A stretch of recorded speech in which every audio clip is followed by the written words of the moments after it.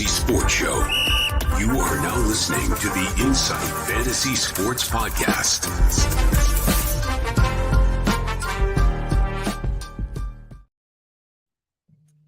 Everybody, you are listening to the Inside Fantasy Sport Podcast. I'm your host, Rob Kennedy, the SuperCoach Hawk, sitting here with my good mate, Mickie Dell, the Big Horse, in what is a very slick new outlook for those who are watching us on YouTube. Welcome, my friend, and what do you think of the new fresh look?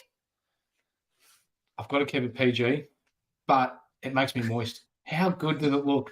Matty G has done such a good thing by creating our new brand. So big shout out to the G-Man who runs our NBA side of things. But it's a credit to our sponsors that have gotten behind us to allow us to afford to be able to do something like this. And it's, creating bigger and better things for us as a, not just a podcast, but as a network. So for those that haven't yet, jump on board, subscribe, like, get a hold of us on the handles below. And also, just jump on the Standard Squeeze website. Have a look for yourself. If you like what you see, 15% off, courtesy of us. Insight 15 is your code.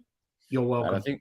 I think we need to up our game to make sure we are in line with this fresh new look. And look, round 20, we're going to dive into it and we're going to lift our ante. We're going to talk about the ins, the outs, the SuperCoach relevance, the VCs, the captains. I'm going to be looking over my shoulder because I've got the cricket going on over here. I feel like Alex Carey's just put down a one-hand soda. Yes, he has for that fourth wicket, but that's okay. We'll move on and focus on what matters, which is right here in the AFL. We start with Collingwood Carlton. And if you asked me 5 weeks ago, I would have said, what a shit kicker Friday night game. But it is actually turning into a bit of a blockbuster with some huge ins for Carlton. Yeah.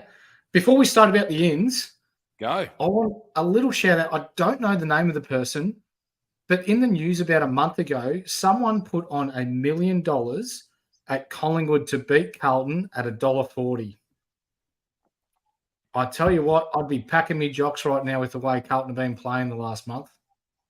It's a big call to give Collingwood. I'm like, $1.40 was pretty juicy odds at that point with where that was at. But I'll tell you what, I'd be very nervous right now. If you've got $1 million, though, to bet, surely you're doing okay. I think there was that really interesting one that came out a while ago, which was St Kilda versus West Coast. That guy put, I think it was $100K or something at $1.04, and with West Coast's first quarter. But I just couldn't do it, mate. I don't care how much money you give me. I can't do that. No way. Do you want to go through the ins, mate, or you do it. You roll through it, mate. You've got it there. Right. Big ins: Adam Chera, Caleb Marchbank, Jack Martin, Mark Pitnet, Matty Owies, and Patrick Cripps is back, the captain who's going to strap up those shoulders and put the team on his back. No ins for Collingwood, just Bobby Hill out with illness, which is going to be, he's been quite a live wire for their forward line. Huge, massive ins for Carlton. I think players who would be genuinely in their best 22, 23. Does that change the lever here for you? What do you think you're going to see out of this game? I think it's going to be another cracker of a game. Last year, Carlton at the turn, three-quarter time, 4 goals up. Collingwood did their thing and romped home with Jamie Elliott kicking a goal with not long left to win the game. I think it's going to be similar to that, kick for kick this year. I've noticed that the bigger-bodied midfields in the comp give Collingwood a little bit of grief. I mean, they're not massive people that, your Josh Dacos. The go is sizable but not huge. Nick Dacos when he goes through there. Tom Mitchell's an inside bull, but he's not 6'3" type of thing. You put him up against Hewitt, who's playing good footy at the moment. Cripps, who's coming back in. Chera, he's back in. He's over 6 foot. Carlton have got quite a big midfield. And when you're talking about who have they got in tomorrow night, De Koning, who's just signed another 2-year deal. Yeah, this could go either way. I'm not confident picking either. I think Carlton's definitely going to be up and about. I think you make a really good point about the midfield. I think Curno's got his pizzazz back, but look, it's a very big difference between kicking 19 goals against West Coast compared to now going up against Darcy Moore. So that'll be the test without having the two-headed serpent down there with we know Mackay being out pretty much for the rest of the season. Let's bring this conversation back a little bit towards Supercoach. After Nick Dacos's performance last week, do you stick the VC on Nick Dacos going into this game? I want to, but I probably won't. I had a look back last year. He had 25 touches, which isn't too bad. 85 Supercoach points. But again, it was his first year last year. It's a long season for a rookie. Does he emulate something to that degree? Probably. But I see better value in other games over the weekend for a VC and a C option. So I'll be staying away on Friday night. Yeah, I think it's going to be tough. I think it's going to be tough not to put it on him. I think what's steering me clear of it is the next game, which is Tom Stewart against Fremantle. And I think Tom Stewart maybe gets a bit more value for me to take the risk of the VC on a Tom Stewart. I don't love putting the C on Tom Stewart. I don't know why. I love putting the VC on him. For me to go VC on Dacos, if it doesn't come through, I'd be kicking myself if I didn't put something on Tom Stewart. So I think I'm going to probably stick the VC on him, especially after his massive 152 last week. And I think against a young Fremantle forward line, he's going to have an absolute ripper. But I want to stick with Collingwood Carlton. I want to ask you one more question. What's going on with Tom Mitchell and what are they doing with him? Managing him. He's carrying an injury at the moment. Is he carrying an injury or is it just managing time? No, he's carrying an injury. I read an article that he is carrying an injury at the moment. They're just trying to get him through and manage him. What it is, I don't know. Or I might know, but it hasn't stuck with me. That's right. But he's valuable. He's so valuable to what it makes sense with what's gone on over the past couple of weeks as him being played as a sub. Probably played a little bit too much last week. I think they're just trying to manage him. They've got bigger fish to fry, Collingwood. They're a game and good percentage clear on top at the moment. So, yeah. Do we see that managed and tactical sub then on like a Pendlebury or a side bottom at certain points throughout this between now and the end of the year? Yep, 100%. I don't think it'd be ridiculous to think that side bottom or Pendlebury go through the VFL with their resume and games played and what they've done throughout their careers. They won't play VFL. Oh, yeah. No. It's either a tactical sub or you give them the week off and let them play, for sure. One more point before we move on. Did you have something else or? No, let's keep rolling. All right. So Geelong, Fremantle, the big one for me there is, Tom Stewart looking at the VC, but we'll go with the ins and outs for the game. Or maybe it wasn't the next game. I've got ahead of myself. I have. We're talking about the doggies. Yeah, no, I got a little bit ahead of myself. The next game on the list is the showdown in Adelaide. Is the Adelaide Crows versus Port Adelaide. I wonder if have I been thrown out of whack? I have. Yeah, you have, because that's Saturday night, but we can talk about that anyway. I'm telling you right now, I'm reading off for everybody who's going to crack on me, and that's fine. Have a crack. Right now on the AFL website, when you look at the teams, for some reason, the Crows and then the Bombers and the Swans are next in order.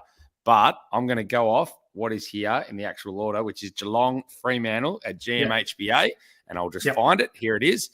The ins for Fremantle, James Aish out, Ethan Stanley and Matty Johnson, Gary Rowan's back for the Cats. Nothing major there on the ins and outs front. All I've talked about is, for me, it's Tom Stewart getting the VC more than likely in this game. We know that Darcy's had the season ruled out for him and also Nat Fyfe. It's pretty much just getting through to the rest of the year for Fremantle, isn't it? Yeah, it is. I think this might blow out in the end. No Sean Darcy, Luke Jackson, nice little pod if you need someone up forward or through the ruck. If there's one ruckman in the competition that'll be able to stick with him, though, and go yard for yard, it'll be Bliss Abs from Geelong. Yep. So I'm thinking that if you are to bring him in, you'll get your 100, your 110, but he's not going to go ultra big because Blitz Abs will be able to just keep up with him over the ground. And if there is one other ruckman that are just as good below their knees, it's him. If you're Ethan Hughes, who's playing his 100th game, and congratulations to him, it's been a massive journey. You know, he's that journeyman who's in and out, been a sort of fringe player for a little while, had injuries as well. So, but look, he does his role. He's moved up onto a wing now, and all the best for him to the 100th. Surely you have to have a look and go, Geelong at GMHBA for my milestone game. God, this game's been cruel to me. Like, surely they're going to get pumped, and there's just no. I don't. Is there a worse matchup to have for your milestone game? Probably not. I don't think so. Nah. I think that would be the worst place to go and the worst team to play. That's my pick. Probably on par with Brisbane at Brisbane. Yep. I wish him all the best, though. Good luck, Ethan, and well done on your career to get to 100 games. We move on to Bulldogs versus GWS. Jason Johannesson back in. The witch's hat himself, Rory Lobb, is back. Camus, Baker, and Riley West, the sub. We might talk about him in a second. Lockie Keefe back in for the Giants. Josh Fahey and Nick Haynes with the sub as well. Riley West. I just want to start on Riley West. I rate him highly, yes, and he doesn't seem to get a fair crack. No different to the other father-son who ended up retiring up forward as well. I just don't think got enough of a crack. He's a quality player. Mitch Wallace. Yeah, Mitch Wallace. I don't know what happened there. So I know they have a plethora of midfielders at the Western Bulldogs, and it's tough to get a gig. But I rate this kid. I think he's a good player. He is. And when he comes on, he makes an impact as a sub. I think he's just biding his time and doing the right thing and, just doing what he's asked to do. Just looking at the forecast of Ballarat, because us Victorians, if we know Ballarat well, it is just shit. And if it's a good day, it'll probably turn to shit. But it looks like it's 14 degrees, less than 5% chance of rain, 20 kilometre an hour winds, that's like a summer's day in Ballarat. So I think that plays a little bit into the GWS's hands. They've won 6 on the trot. They're really coming hard for the final spot. Western Bulldogs, they were good last week against Essendon. Bontempelli, Liberatore, these sorts of players, good, relevant Supercoach players. If you don't have Libba, get him in. We've raved about him all year. Timmy English against Briggs, I think will go big. I think they'll both go big, mind you. Josh Kelly as well, Canelio without Green. There's a plethora of players in this game that I see as Supercoach relevant. But when we're talking about AFL-wise, outside of the fantasy or Supercoach scoring, I think it'll be GWS just. It was great to see Himmelberg. For those that sort of got a little bit nervous or didn't pick him, I was lucky. I picked him up a little bit later to see him crack the ton.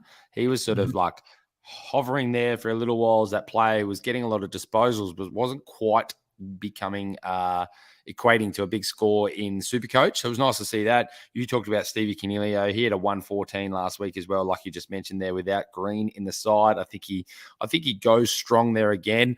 Definitely going to be seeing English get his hands on the footy and have a good game in this one.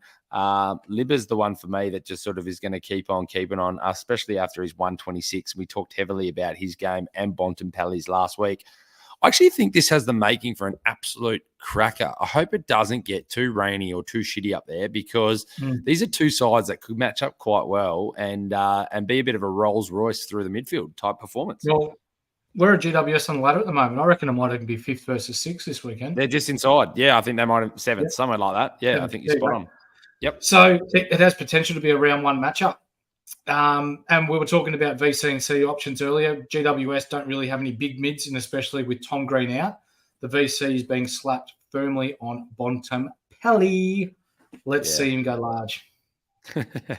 We move on to Gold Coast versus Brisbane. I'll find where it is on the AFL list. Here it is. Obviously, the major out for Brisbane Lion being Will Ashcroft with the ACL. Back in for the Gold Coast Suns is Rosas and Sean Lemons. And then out is Ben Long, Owa, and Farah. Sam Collins playing another journeyman playing his 100th game. Will Ashcroft being out, does that just mean we see, Jared Lyons still sitting on the emergency list, which I found interesting. So he was the straight in for when Dunkley was out. But obviously they haven't brought him as the straight in for Ashcroft being out. He's still sitting on the emergency and probably will play that sub role. Does he start to look elsewhere? Because I still put him in as, I won't go as far as saying elite, because I don't like throwing that word around too often, but he's a premium midfielder in my opinion. When we're talking about Supercoach, yes, he is. As a player, you don't put him in the upper echelon. As a player, he's a good player, but I don't rate him as highly as your Liberatores or your Zach Merritts and these sorts of players. So for me, he's a little bit like Matt Crouch, except he can kick a little better. He's an accumulator. See, I was nearly going to say, mate, I love how we think a little bit similar, but I was actually going to go to the other brother. Is he kind of like a Brad Crouch, though, that just needs a little bit more opportunity, like Brad's been given at St Kilda? Yeah, I'm not saying they're the same type of player. I think you're right that he plays a bit more like Matt. I'm more going to does he just need to be told, you're in our top 3 midfielders, go and have a crack? Yes, I think that's what needs to happen, yeah.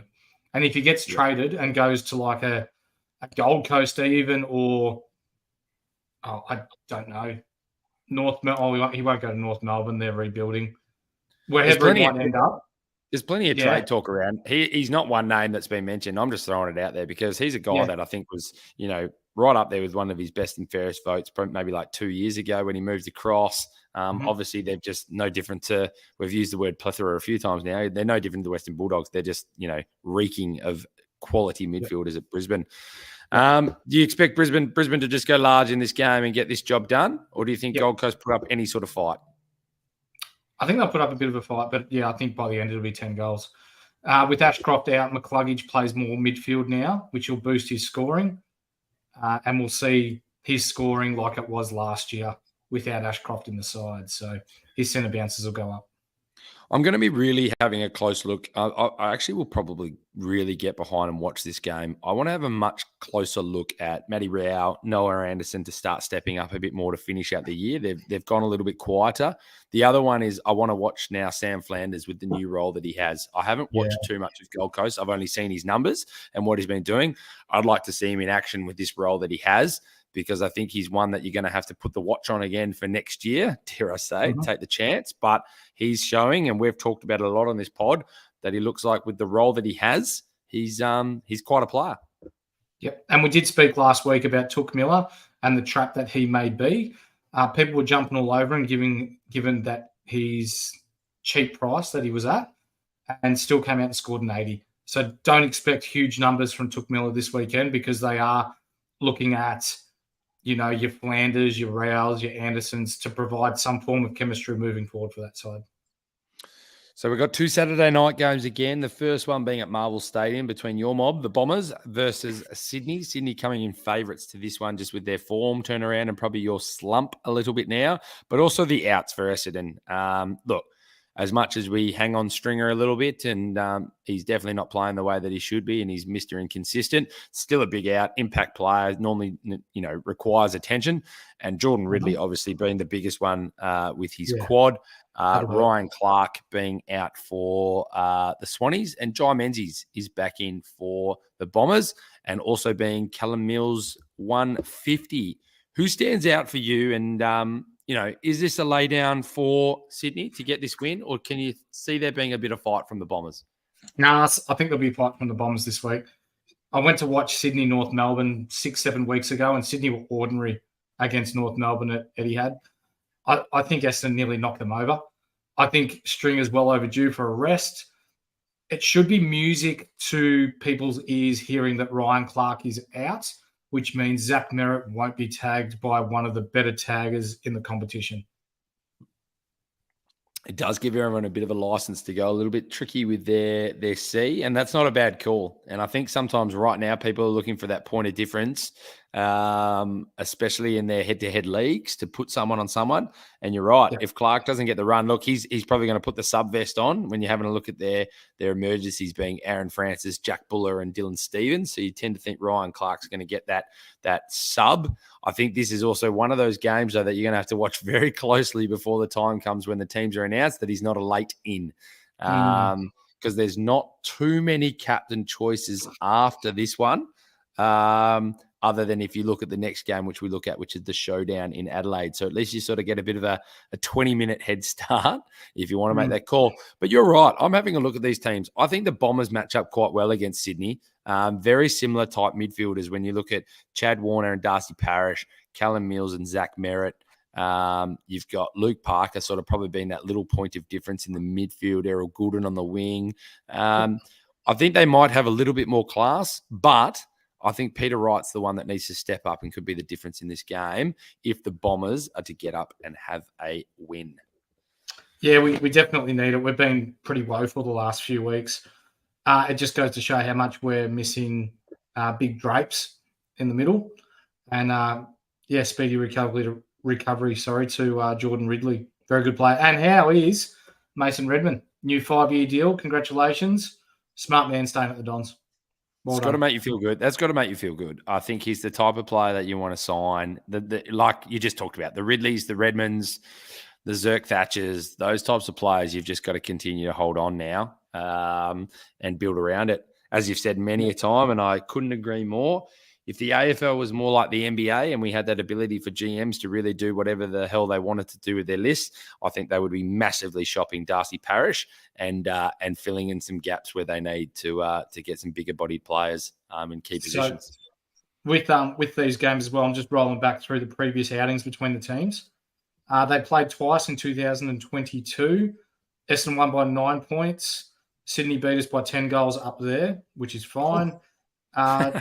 Sydney won by 7 points. Sydney won by 3 points. Essendon won by 6 points. So generally, it's a close game. I actually think it will be. I actually think, and Marvel as well, you're going to get a dry game. I think it's going to be good to watch for sure. It's going to be a tough choice, though, because there is a showdown going on in Adelaide and two teams that are definitely up and about that people want to get around and watch. Some interesting outs and some big outs for both teams. Scott Lycett's being managed, Travis Boak is being managed, and Willie Rioli being suspended. We'll ask you that question in a second because comments got removed, so I couldn't see what you wanted to write on the Twitter sphere.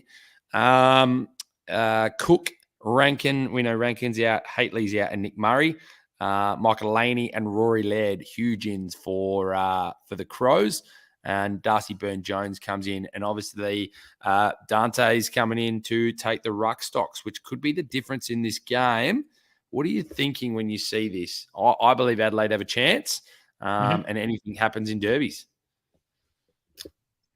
If you got Riley O'Brien, let's take a chance this week. Slap the C on him.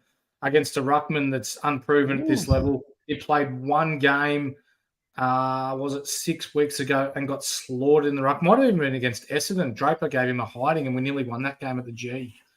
I think Riley O'Brien goes mega large here. So, you got Riley O'Brien, you've got Rory Laird, you've got Jordan Dawson versus Butters, Rosie, Wines. It's got the makings of an absolute cracker game. I'll probably watch the showdown over the Essendon game, to be honest with you. But yeah, Port for me. I think Nick Murray's a huge out. He's been their big backman this year. And yeah, best of luck with him with his ACL recovery. Mick Delaney coming back in. Attaboy, Mick Delaney. He's a good rookie, but still a little bit body-wise immature, I guess, to match it with Marshall and Dixon and these sorts of players. So I think it'll be Port, but Riley O'Brien to go huge. So I've just noticed that Travis Boak is named on the emergency list. So you tend to think he's going to take the vest and that's how they're going to manage his minutes. Or why would you put him here? But yeah, this is the makings for a big game. I think it'd be interesting to see how Butters is travelling with his bit of soreness that is going on. Willem Drew, who does he go to? Dawson or Laird? I think he goes to Laird. Yeah, it makes more sense in my opinion. After the job that he did on Dawson to Dacos, I think it makes sense for him to go to a Laird. Yeah, for sure. We move on. Hawthorn is playing a St Kilda. They are playing at Marvel Stadium, which is not Hawthorn's favourite ground, albeit that we've actually got to play a home game at Marvel. Granger Barras omitted, Cole Amon injured, Ned Reeves suspended. So some big outs for Hawthorn. Cam McKenzie, Fergus Green, Blunk, Bramble, Meek named on extended benches. Hill out injured. Dougal Howard's out injured, which is big outs as well. Stocker, Burns, Campbell, Highmore, and Zane Cordy. Doesn't have the makings of a riveting game, but from a Supercoach perspective or just an AFL fans perspective, what are you looking at here? James Sicily. It'll be James Sicily going large for Hawthorn, and I think Rowan Marshall against Lloyd Meek will go large. Jack Steele back to form last week, but he's been terribly inconsistent this year. So I'm not willing to back him in for a large score. But Jack Sinclair's been Mr. Consistent over the past 8 weeks as well. So You can't go wrong there. Good to see Liam Stocker come back. He was good early on for owners that took a punt on him and made his owners a couple $100,000. I think Hawthorn win this one, though. I think St Kilda, their inability to kick a proper winning score, as we saw even against West Coast, against North Melbourne, just got across the line. Hawthorn are much better than North Melbourne and West Coast, and I think they get the job done. I'll put the warning out to everybody now. Don't stick it on Marshall. Don't stick it on Marshall. Don't underestimate Lloyd Meek as a ruck. He is a horrendous forward, but this guy can actually ruck. He was the apprentice behind Sean Darcy at Fremantle. When they were only playing one ruck, he went back and played in the waffle here, and he absolutely dominated, nearly was up there for the best player of the year. Look, I'm not saying he's an incredible ruck, but don't rest on it like we're talking about Riley O'Brien going up against the young fella from Port Adelaide. Very different type of ruckman we're talking about now. Lloyd Meek, I think, will be able to hold his own. I don't know if Marshall actually goes as large as people think, but I wouldn't risk it just because he's taking on a second ruck. I think Lloyd Meek has every ability to be Hawthorn's number one ruck. I think they're just investing in Ned Reeves because there's a bit more future there of what his upside looks like moving forward. So that'll be my warning to anyone listening. I wouldn't go and stick the C on Marshall. Watch, he'll probably go score 140 now, but don't rest on just the fact that Lloyd Meek can't perform. Finn McGuinness, who does he go to? Steele. Do you tag Steele? Yeah, I think so. I think you quell his influence in and under the contest.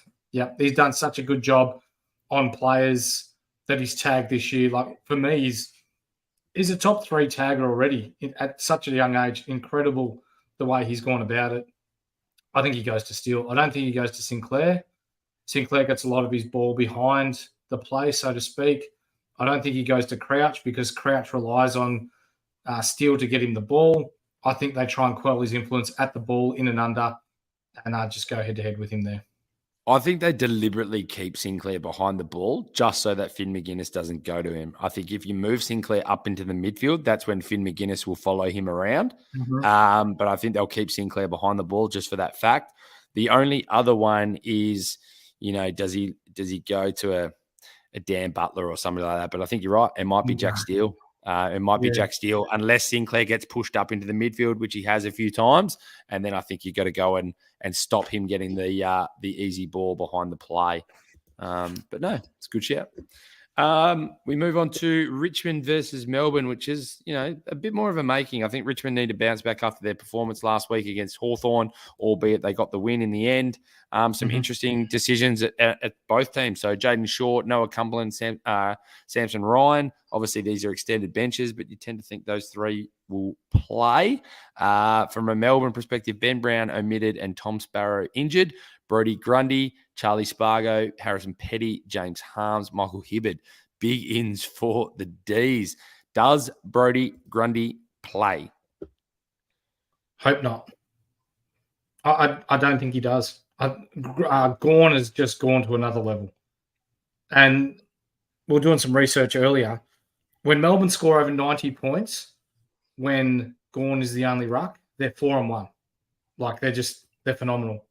And then without Gawn playing and Grundy, when they go over 90 points, they're 1-3 or something like that. Like, it's ridiculous. And we've seen the proof in the pudding now. Grundy's not a forward.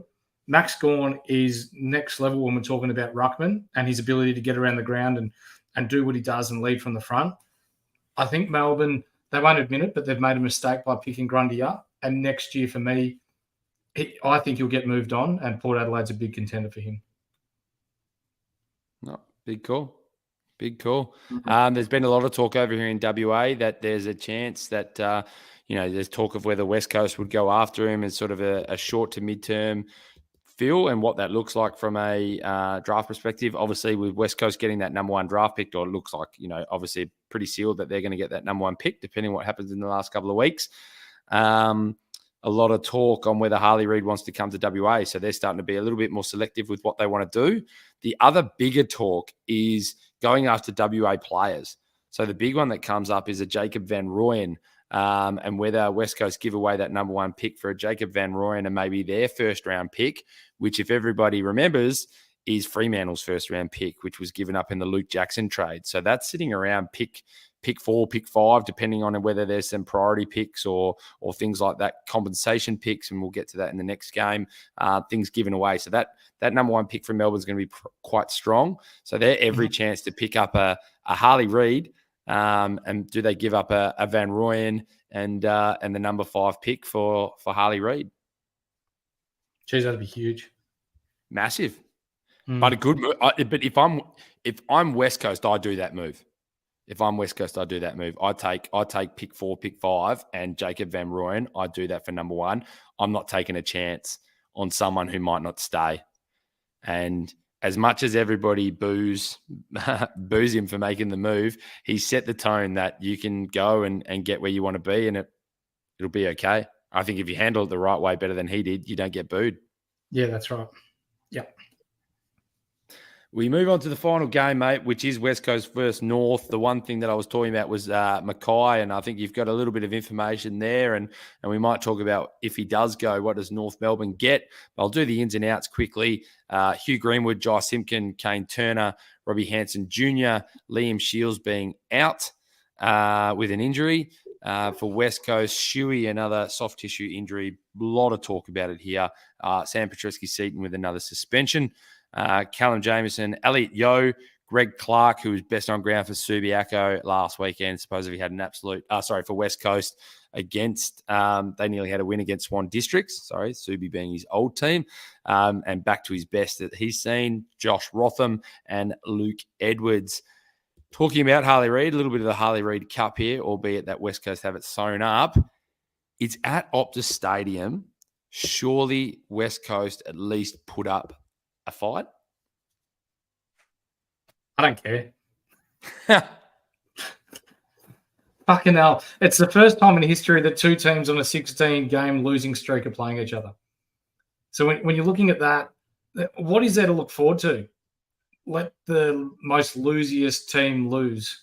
I know we've got Hawthorn supporters that are pretty close with us, but I don't anticipate this being a good game at all. Like, it may be close, but what's if you win, what do you win? So for West Coast, their percentage is that shit that they're not going to overtake North Melbourne anyway. So, yeah, fuck it. West Coast in Perth, they'll win. We will see. You're right. There's not too much to talk about. So let's talk about something that's maybe a little bit more newsworthy. Ben Mackay. What are you hearing about Ben Mackay? Yeah, we're hearing, and I'm not sure whether other people have heard this, but pretty solid sources confirming that he's almost as good as a done deal to Essendon next year. As an Essendon supporter, love that. He's ranked elite for intercept marking. He's not Brandon Zerk Thatcher, which may upset some Essendon supporters, but he doesn't have the size. Zerk Thatcher's been linked to a move to Port Adelaide, his home state. So, if we can replace him with a Ben Mackay, a ready-made player, a big player. In the past, we've always struggled against big forwards. Like Tom Hawkins always fucks us over. Ben Mackay instantly fixes that for us. With him and Laverde down back, 2 big backs, I think that really strengthens our spine as well. So when we're talking about Ben Mackay coming to Essendon, yeah, it's from what I'm hearing, it's as good as done. He's not elite, but you need his size. I think that's what you harp on. He's good. He's very good. He does a job, but you need his size, and then that allows the other players to do what they need to do because you get that matchup right. So it begs the question. A lot of people have been talking about it. Compensation pick. Does North Melbourne get the number 3 pick in a compensation pick for Ben Mackay, because that's what's getting floated around? Yeah, I think they do, but I don't think it should be as high as what's been touted. Like, the number 3 is being thrown around, it's just ludicrous. Ben Mackay is not a pick 3 player. When think back all those years, you're a Hawthorn man, Lance Franklin. What did Hawthorn get as a priority pick when he went to Sydney? I think it was pick 15. It was pick 15 or pick 18 or something like that. I think it might have even been right at the end of the first round. It was horrendous because, and this is the bullshit. Saying that Ben Mackay is better than Lance Franklin? But, mate, we can make this argument till the cows come home. The compensation pick was absolute bullshit. It was the way for the AFL you could use it in the way of giving away, instead of giving away priority picks that people are so against, that you could do these compensation picks, but there was no consistency based on the player. Now, I get it. I'm not going to whinge. Hawthorn lost Buddy Franklin, and we went on to win the next 2 grand finals after that. Yeah. So I'm not going to complain. But you can't say that the compensation pick is based on the player when one of, if not the best player in our generation, probably on par with Gary Ablett Jr., gets picked 15, and then Ben McKay, and I can't even think about all the others right now. There's plenty of them where top 5 compensation picks have been given away for no one even good enough to clean Buddy's jocks. No, totally agree. So, yeah, don't know where this is going to end up. Hopefully Ben McKay ends up at Essendon, but, yeah, let's see. The only thing I'm all right with is, look, Ben McKay gets to Essendon. That's fine. Cool. I actually don't mind North Melbourne getting a little leg up. I think they're due for a little bit of a leg up. I don't think it should be a full priority pick, but I don't mind a bit of a leg up. Look, maybe the WA bias in me, and it's negative bias as a non-Eagle fan, but I don't think they deserve a leg up. They stuffed up. They need a bit of pain before you start getting a priority pick. Not that they're asking for one, so don't all come at me with arrows, but I don't think they need a leg up at the moment. They stuffed up and they have to pay the price for it. They misevaluated their list. They threw way too much at bloody Geelong for Tim Kelly and got it wrong. North Melbourne, I think, have gone about it the right way. They were a strong side there. Everybody forgets they had 2 prelims there when they probably were just outside the top 4 sides. So they haven't been horrendous, but they've dropped out. And I think they're building the side the right way. And I've got no issue with them getting a bit of a leg up because I want a good competition. That's what we all want to see. I just don't think Ben McKay is worth a number 3 compensation pick. That's how I see it. No. Send West Coast to Tassie. Let's go quickly through the games, mate. Give me your tips and we go through it. Everybody loves to get their tips in now. Competitions are getting tight. Let's go through them quick. 1-word answers here. Collingwood, Carlton. Carlton. Collingwood for me. Geelong, Fremantle. Geelong in a pizzling. Geelong for me as well. Western Bulldogs, GWS. GWS just. I'm going to go Western Bulldogs. Gold Coast v Brizzy. Brizzy, 10 goals. Brizzy for me as well. Your Mob Bombers versus Sydney at Marvel. Essendon. I'm going to go... I'll go Sydney, but I don't say it with much confidence. Adelaide v Port in the showdown. Adelaide's home game. Port. I'm going to go the Crows. To get up. No Rankin's a big one. Yeah, that's a good shout.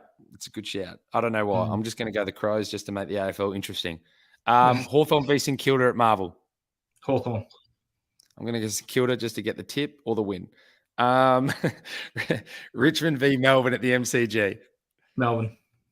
Yeah, Melbourne for me. And the under-12s versus the under-14s. West Coast versus North Melbourne at Optus Stadium.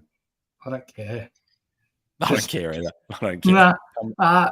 West Coast by 1 point, and it'll be 20-19 at the end. There you go. I'll go LDU for 3 votes just because it makes people happy. So. Yeah, LDU. Sheasel for Norm Smith. Not Norm Smith. There's no fucking way they're playing in the grand final. Rising star. Nathan, edit. Mate, we're right at the end. We're not editing this stuff. Any final words from you, mate, before we shut down? No, I think we've covered off everything pretty well. Excited for tomorrow night. It's going to be one of those absolute bloody cracker games, similar to, I reckon, Port and Collingwood of last week. And for those of you that haven't yet, like, subscribe, jump on the Standard Squeeze website. You bang in our code, Insight15, gives you 15% off. Fantastic product. I've got mine here. I rate about it because it's just good quality stuff. Absolutely. Here at Insight Podcast Network, if you haven't checked out all our other pods, we do NRL, and the NBA is absolutely cracking off at the moment. So again, that subscription gets you the best access to all our platforms. We have BBL coming up soon too when the summer kicks around. Mate, it's been an absolute pleasure. To everybody listening along, we thank you for supporting us. It's been an absolute pleasure. Until next time, this has been the Insight Fantasy Sport Podcast. Peace out.